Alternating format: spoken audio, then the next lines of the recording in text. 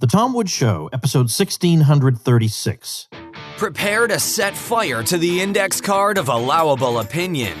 Your daily dose of liberty education starts here. The Tom Woods Show. Folks, there are a lot of people out there who will support you and will buy from you if you accept Bitcoin. But if you've ever wanted to accept payment in Bitcoin and were afraid that it would just be too complicated to figure out and set up, well, I have the solution. A free video series I've assembled that walks you through the process step by step and makes it really easy. Check it out at tomwoods.com/Bitcoin. Hey everybody, Tom Woods here. All right, I admit today's episode is going to be all over the place. It's just a bunch of thoughts and impressions, miscellaneous thoughts, and it's going to help me. It's going to be therapeutic for me to record these. Because then, it's kind of like when you have a song stuck in your head and until something else comes along, that song is still there. I feel like I can't stop thinking about this stuff unless I record it. I don't know. If this doesn't work, well, then I got an episode for nothing. But I do feel like this is going to help me. Maybe it'll help you. I'm not going to definitively solve anything for you today, but I just want to read a few things, talk about a few things to help us think clearly about what's happening right now. So let's start here. For one thing, so far there's been a creepy, cult-like attitude toward science. Now, I know that's going to be taken out of context. I already see it. I can already see it happening. Woods doesn't like science. Okay, that's for the people with the 50 IQ, and that's for the people who just want to smear me. But surely those of you of reasonable intelligence know what I'm talking about. The kind of hushed reverence that people have been taught to have in front of this new priesthood. And they sit obediently and wait to be told what to do. Now, I'm not saying that expertise is not to be valued. I'm not saying that sometimes we ought not indeed listen to the experts because they know more than we do. Those things are certainly true and really are just common sense most of the time. But this goes way, way beyond that. For example, think about the military. We would get told when Trump was thinking about getting out of Afghanistan that he should listen to the generals. The generals will tell him if he should get out of Afghanistan. And no, that is, what? No, that's not the job of the generals. The generals will tell you once you're in a war, here's how you win it. And, I say that jokingly, of course, but at least in principle, that's what they're supposed to do. That's their job. Once you're in the war, they will help devise the strategy. But they're not the ones who tell you whether you should be in the war in the first place. That's up to the civilian leadership. You don't go to the generals and ask them a meta question like that. You ask them the on-the-ground questions. How many troops do you think it'll take to win this war? What cities should we target? You ask them questions like that. You don't ask, should we be in this war? Should we withdraw from this war? That is a political question, not a military question. So you don't ask those people. Maybe they have a personal opinion, but it's not worth any more than anybody else's personal opinion. In exactly the same way, we have people who think we should be asking public health professionals if and when we should reopen and how we should reopen. Now, maybe the how we should reopen, it's possible that people who study infectious disease have some input on this. That's true, because they can talk about the extent to which they understand how a disease is transmitted from one person to another.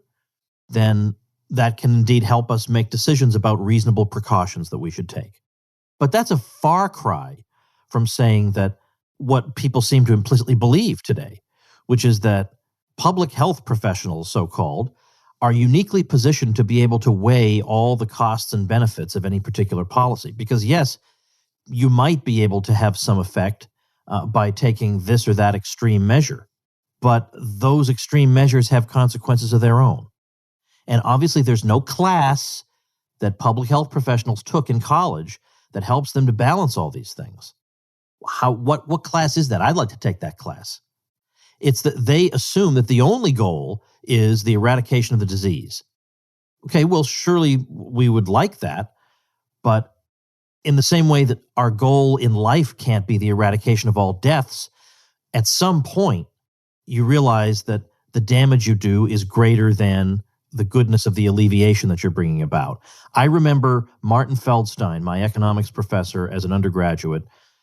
He died several years ago. He was an advisor to Reagan. He was like a right Keynesian, you might say. And I remember him explaining to us in class that if we wanted to, we could eliminate all pollution. We could get rid of all the pollution in the world. But we wouldn't want to do that because the result would be absolute devastation all over the world. It would be horrible. At the same time, we don't want to have a river that we die instantly when we take a drink from it. So how do we figure out what makes sense? Okay, so he wasn't saying that human life isn't important, but he was saying that if we speak the way some governors have been speaking, that if it saves only one life, we should do X, Y, or Z. That's not reasonable. Nobody actually thinks that way. Because if it would save only one life, would we really take all the wealth in the world and burn it up and destroy it to save the one life? Are you sure that even on net, on your own terms, that winds up saving lives on net? Because on net, that would obviously kill a lot of other people. This is a very, very difficult thing to make sense of and figure out. So, for example, former Tom Woods Show guest Michael Moresco, or past guest, was just shared the other day on Facebook an article from an academic journal called Social Science and Medicine. And the article is called Losing Life and Livelihood, a Systematic Review and Meta-Analysis of Unemployment and All-Cause Mortality.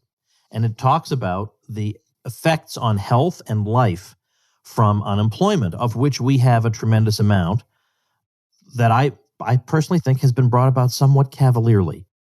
The thought being that we can just indefinitely shut down. And of course, the left progressives, these people, of course, they don't have any problem with this because that's how they think the world actually works. That we can just shut down, people don't have to work, and the government can just send people checks. I mean, there are people who think that way. I know the more sophisticated ones don't, but I don't know, you scratch them, and one layer beneath that initial layer does think that way, actually, in my experience. So in the summary, the abstract of the paper, we read this. Unemployed persons were significantly more likely to die than those in a comparator group. The hazard ratio adjusted for age and other covariates was 1.63, showing that unemployment is associated with a 63% higher risk of mortality. The average effect was higher for men than women, with an increased risk of 78% compared to 37%, respectively. Unemployed people in their earlier mid-careers faced an increased risk of 73% and 77% compared to 25% for those in their late careers. And then goes on from there. So I'm going to try to link to as much of this as I can at tomwoods.com/1636. So you have stuff like that. Then we read that a United Nations report is warning, and this is a quotation from the report, economic hardship experienced by families as a result of the global economic downturn could result in hundreds of thousands of additional child deaths in 2020, reversing the last 2 to 3 years of progress in reducing infant mortality within a single year.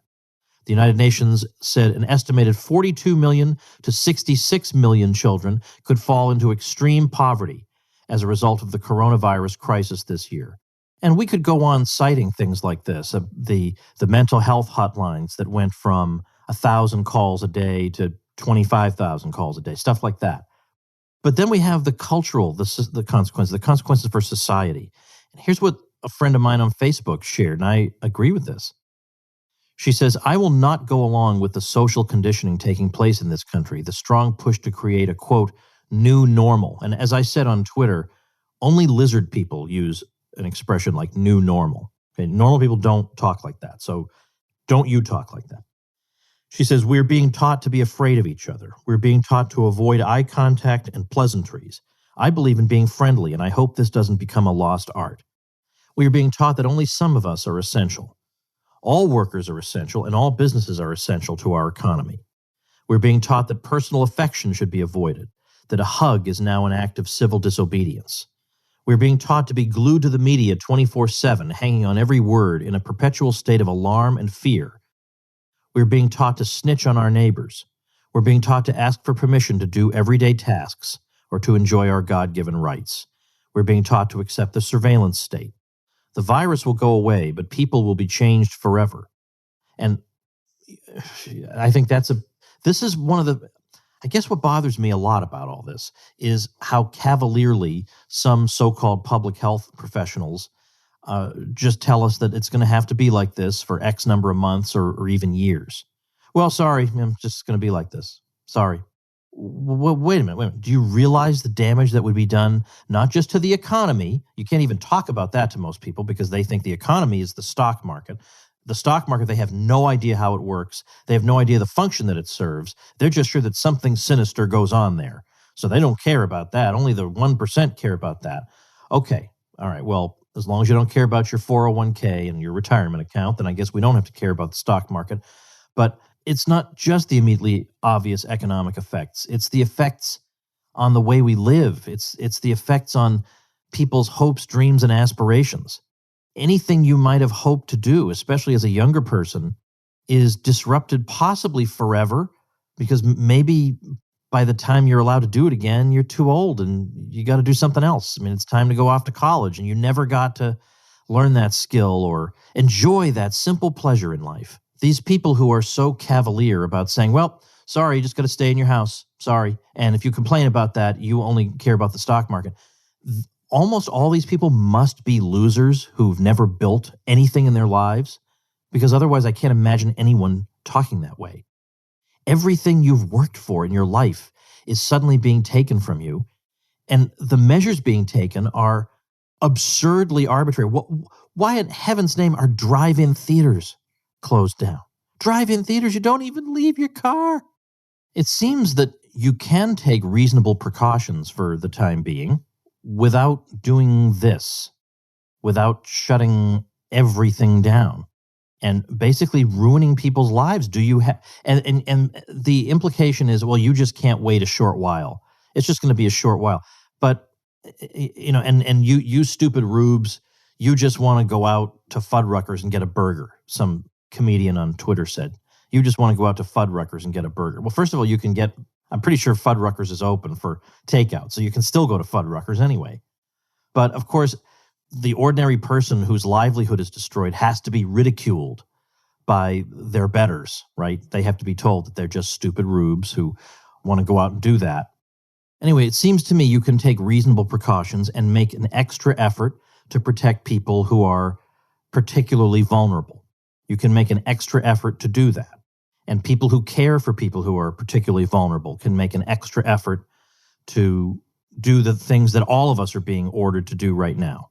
Those people can do those things. Nothing's stopping them from continuing to do those things if other people go about their business. But if other people go about their business, then when I go food shopping, I might, okay, it's very unlikely you're going to get it when you're food shopping. But all right, well then get food delivery. Just get the groceries delivered. But to say that every single person has to live under house arrest for a year and a half, which is what some of them have been saying, by the way. That is not a straw man. They're absolutely saying that.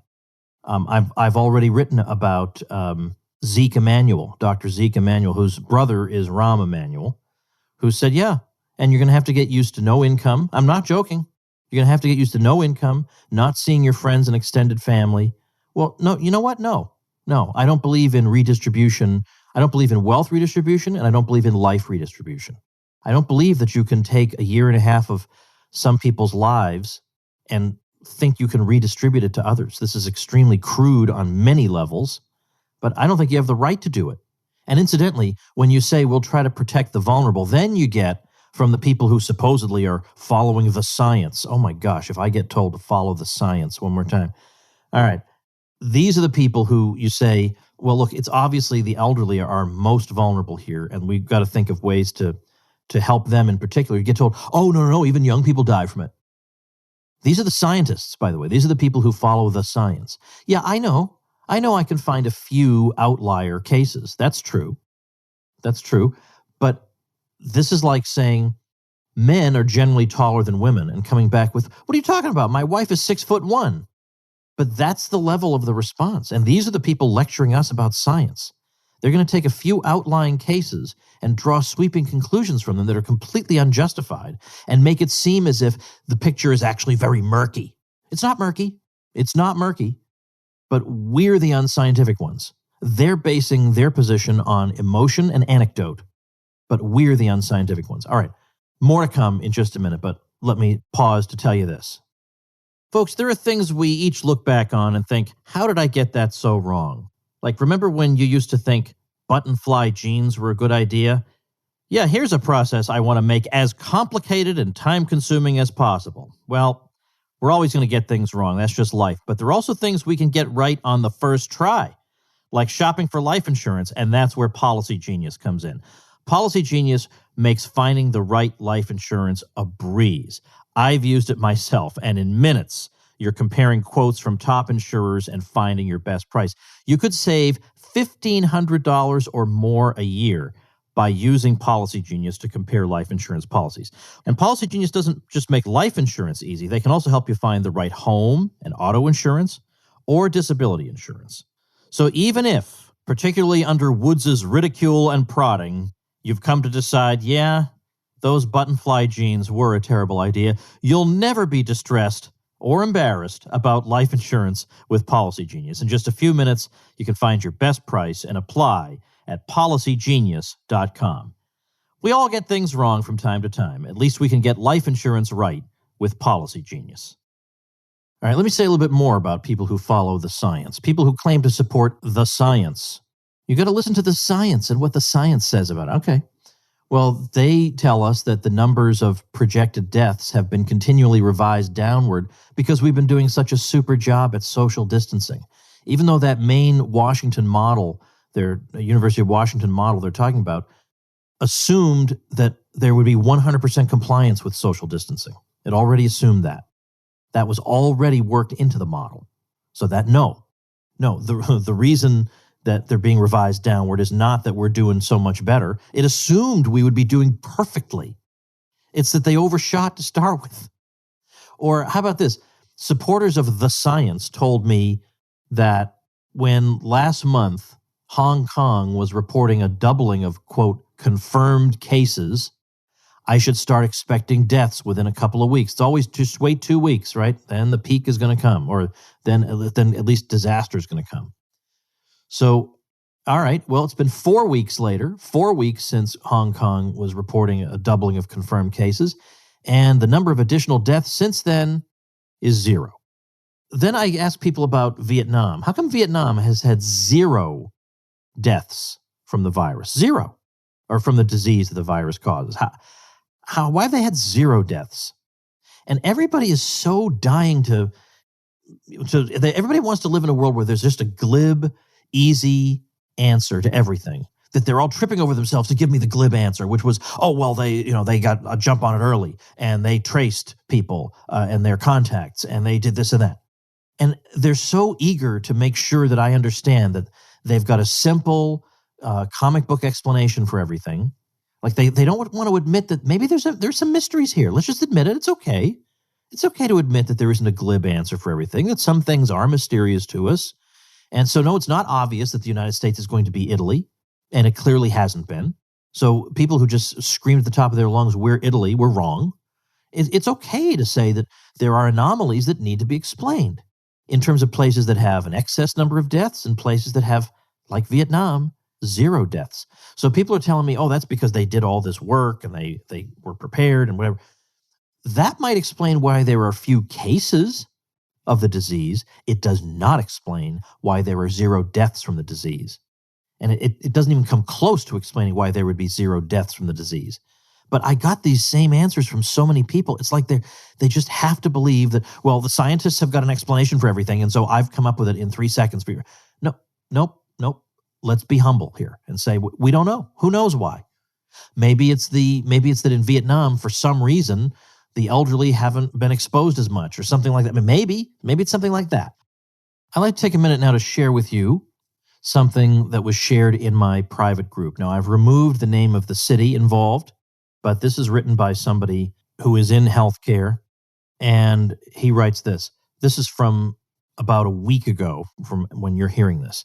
I know I've probably said this a cajillion times when posting or commenting about COVID and the potential of hospitals being overrun, but I'm on daily calls about the COVID situation for the hospital system I work for in blankety blank city. So I get the numbers of cases every day, positives, hospitalizations, ICU patients, etc.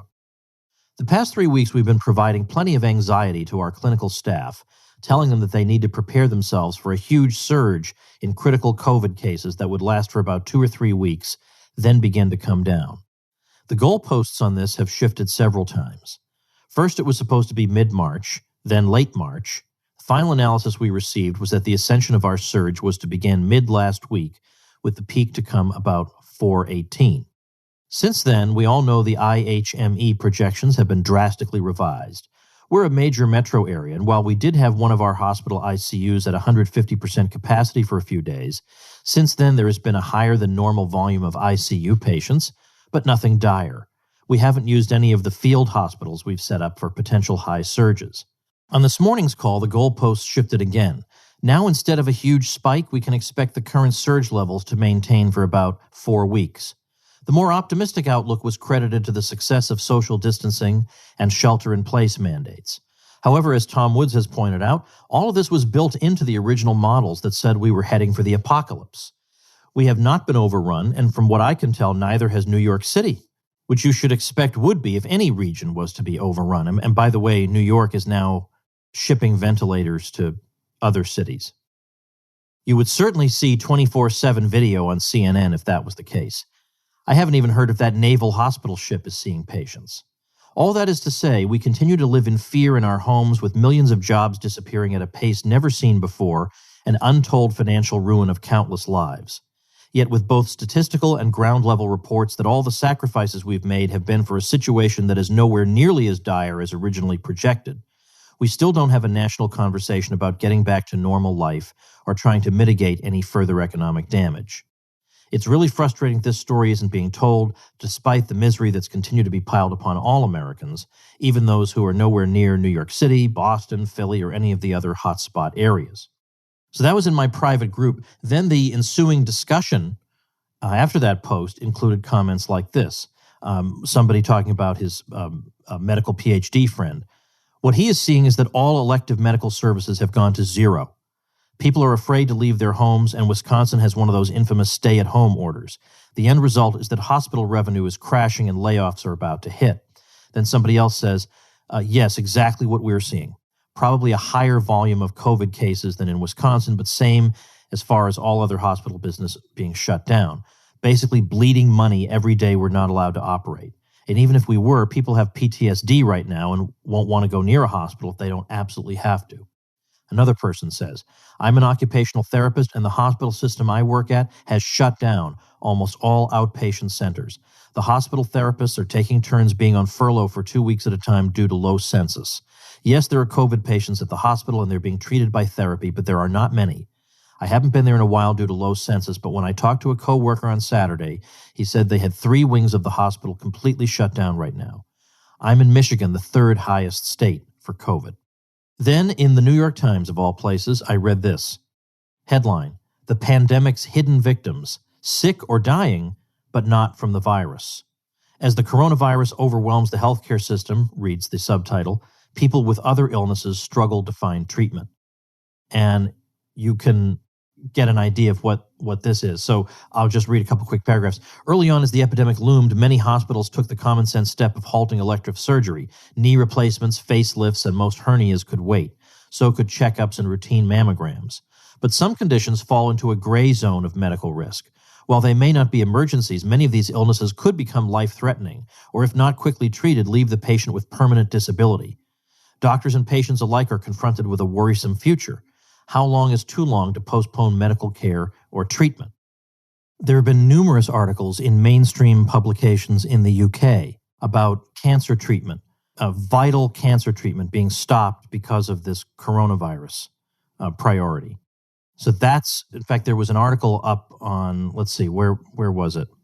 They took it down, express.co.uk, which is the home of the Daily and Sunday Express, so totally mainstream.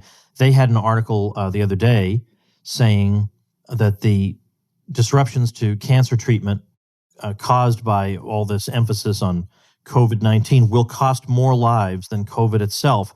Now that article's gone. Now, I don't know, maybe it was all wrong, in which case you publish a retraction or you correct the error. It's just disappeared. Now, I'm not one of these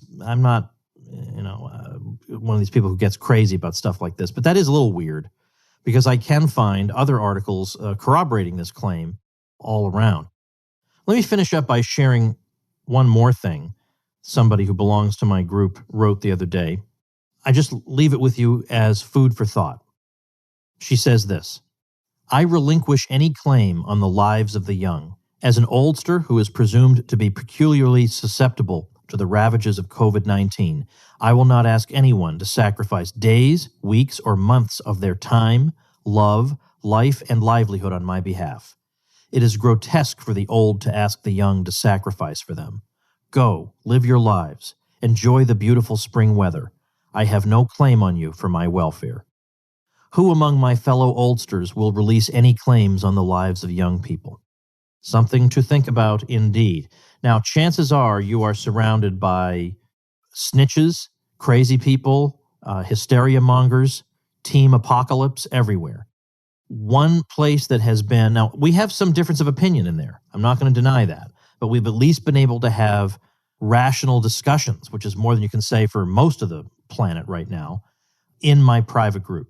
So if you have been thinking about joining the Tom Woods Show Elite through my Supporting Listeners program, this is a great time because it will help keep your sanity.